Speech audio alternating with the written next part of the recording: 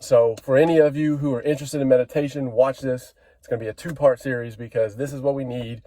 This is how you need to get it. I'm going to kill all the arguments and all the myths and teach you how to meditate.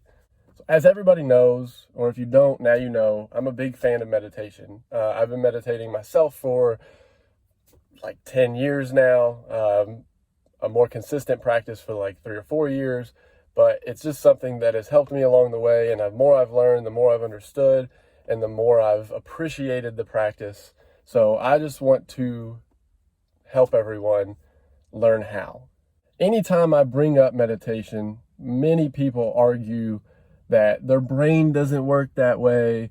They can't meditate. They can't shut their brain off because they're anxiety or because they're ADHD or because blah.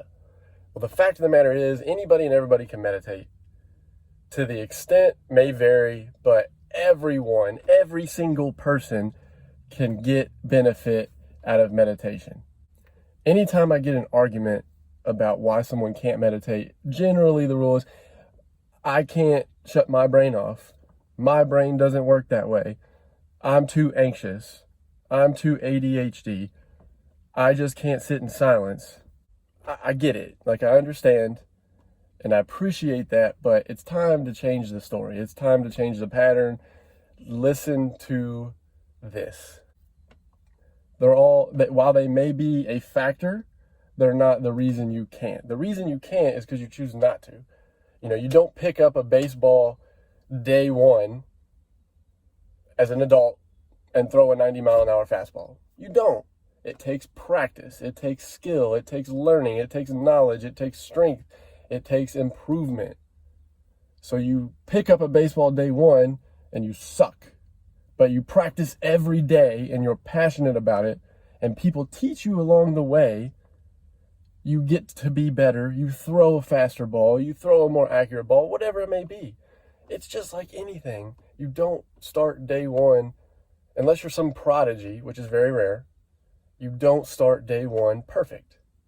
So with meditation, it's no different. It is a practice. It is a skill set to learn. So any excuse is just an excuse not to practice and not to work. Let me tell you a little story. For most of you, you don't know younger Chance. Most of you know this Chance, the highly good looking, the funny, smart, outgoing Chance, the one that is just so suave. But in reality, the Chance from high school, grade school, even college, post-college, the shy, unconfident, silent, boring, scared Chance. Most of you don't know that one. I've worked very hard over the past 10, 15 years, improving myself, practicing things, becoming better at what I do. It's that simple. So, high school Chance, I had a gift. I'll be honest. I was blessed with a gift. I could zone out and my brain would just shut off. Many times my cousins and I joked about it, and my friends at the time, because I would just sit there in silence and people would be like, "Oh, what are you thinking?" Say, "Nothing." You can't think nothing. I'm thinking about nothing. How? I started to equate it to when you have a TV on and it's just static, like you don't have reception. That's what my brain was doing. It was just fuzz, nothing, no thoughts, nothing. It was wonderful. I loved it. But then as soon as it was time to go to sleep, that skill set went out the window. I would lay down in bed, and this is high school. I would lay down in bed, ready to go to sleep, whatever time it was, 9 p.m., 10 p.m., 11 p.m., 3 a.m., whatever it may be. I would lay down in bed, and here come the thoughts, just storming in, anything and everything. Like, it was nuts. I couldn't sleep. It would take me hours to fall asleep. At the minimum, and at that time I was waking up at like 6 a.m. So, now I'm getting 3-4 hours of sleep and trying to go to high school and then play baseball after school. It was ridiculous. At that time, I found the key to help me go to sleep. And what it was music. So I would put on my headset, my Discman, CDs. Most of you don't know what that is. Put my headset on and listen to music to go to sleep. Because the music would take my brain to the lyrics and to the beats instead of everything that was going on in it. So then it would allow me to fall asleep, and I started to learn to fall asleep that way. It became a practice. So I practiced that with music. And then it became a repetition. So in college, I listened to music every single night to go to bed to. My roommate hated me, yes, because I would blare it. But it worked for me. So whether it was 8 p.m. or midnight, like I'd put music on with lyrics, rap music, fast paced, whatever it was, and I'd fall asleep to that. As I graduated and started to learn more about philosophy and spirituality and all that, I found meditation. So then what I started to do was I practiced meditation. Not necessarily how I practice it today, because I've learned a lot more, but I would take time throughout my day, whether it was a walk, whether it was sitting in my dorm room or my room at home or in my car or whatever it may be, I would sit in silence and I would just sit with myself. I didn't have my eyes closed. I didn't do anything. I just sat, or I walked around the park or whatever it may be. And I allowed my brain to just move. So I wasn't trying to stop it, and I wasn't trying to prevent it from working. And I also wasn't getting too caught up in my thoughts. I was just letting them come, and whatever happened, happened. And it started to give me a little bit of control. As I learned more and more about meditation, my practice grew and my repetition grew. And now, and for the past probably 5 or 10 years, I can fall asleep on a dime. Like, I lay down at bed at night and it takes me 5-10 minutes to fall asleep 99% of the time. No troubles at all.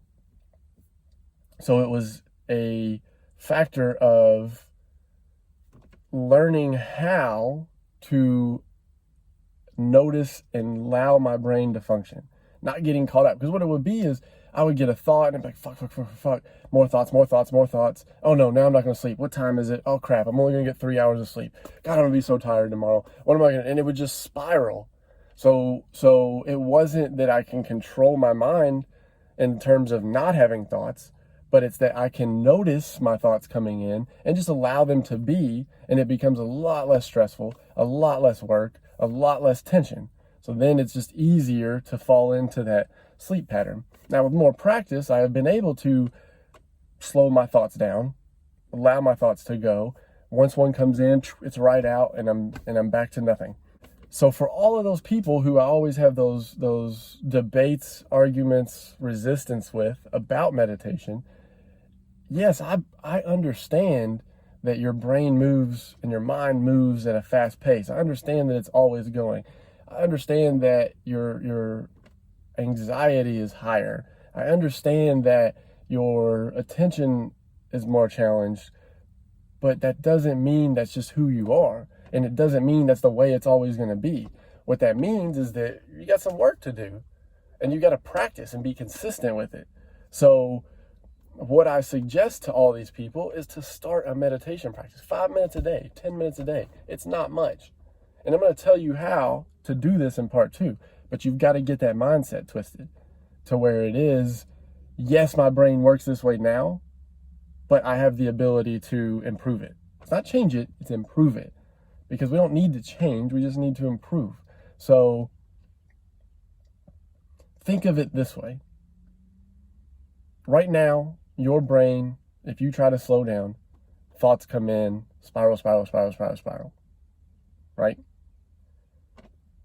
The improvement that we want is to allow those thoughts to come in as they do, but just recognize them. Don't get caught with them. Don't converse with them. Just recognize them and let it go. And again, I'll get more into this in part 2, but that's kind of the idea in the framework of it. So just like any skill set, for those of you that played sports, for those of you that played music, for those of you that are brainiacs and you've gotten smarter over the years, it doesn't start day one. You aren't perfect day one. Any skill set you have, you've worked towards. You've had mentors, you've had coaches, you've had teachers, you've read books, you've practiced, and you make it repetitive on a daily or weekly basis. Like, you can't argue that.